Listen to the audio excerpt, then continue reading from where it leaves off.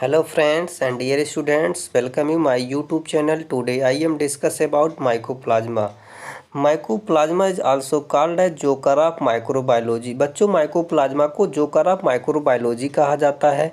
They are smallest living organism, ये सबसे छोटे लिविंग जीवित जीव माने जाते हैं। They lack cell wall, no definite shape that is pleomorphic. बच्चों, इनका कोई निर्धारित शेप नहीं होता है क्योंकि इनके पास सेल वॉल नहीं होता है।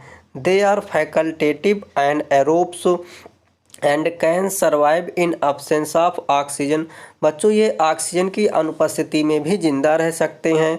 They are obligate parasitic in nature. बच्चों, ये पैरासिटिक नेचर के होते हैं। Term mycoplasma given by Noack.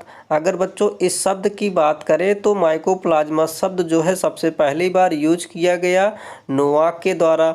Mycoplasma also known as PP LO. बच्चों, माइकोप्लाज्मा को पीपी येलो के नाम से means pleuropneumonia like organism भी कहा जाता है। Term PP LO is given by Louis Pasteur. बच्चों, माइकोप्लाज्मा को पीपी येलो का नाम जो है लुइस पास्चर के द्वारा दिया गया।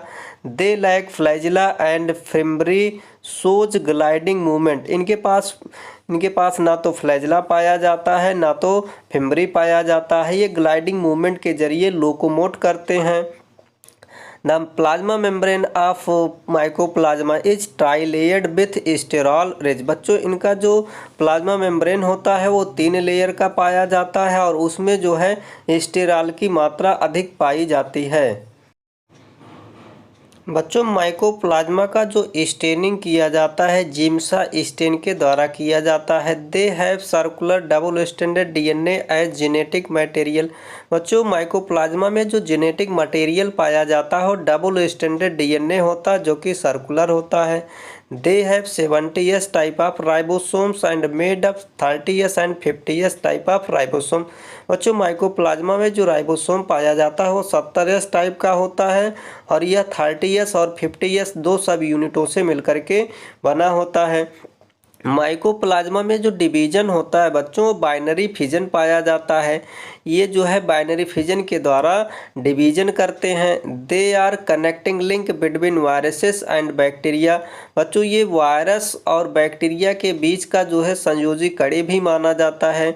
दे causes disease in animal and plant.